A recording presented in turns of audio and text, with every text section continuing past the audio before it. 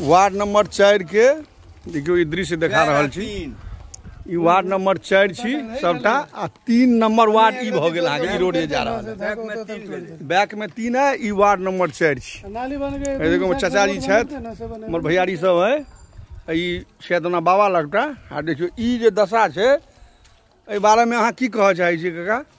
ए बारे में कहै छै या तो तोड़ के हटा दियो, पहिलुके ठीक छला। हाँ हाँ हाँ, या नहीं तो एकरा सुधार दियो। देखियो गौर से देखियो, देखियो एमे जाकर आदमी खसते या मरते नहीं आदमी, बूढ़ पुरान आदमी क्यों हेते टांग लटपटा करे के खसते कि नहीं क्यों अथी तो हेते फिर कहते जे भाई एता तक रहे तोड़ल के त कनिए तोड़बाक चाही न, छेद कर देबाक चाही। बताओ तो ई हाल देखियो तो एता तक हेबे करते आयो काका, एता तक एकरा जे छै से अहाँ के संज्ञान में ल के ई रोड बनावे के प्रक्रिया जे छै से शुरू हेबाक चाही।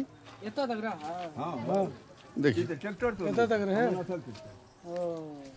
एतो आदमी ओंगड़ा खसते है पूरा ना। हां एता तक रहे, हम देखने छी। तार मदना के ईटा तीटा अपने खरियान में रहे ईटा।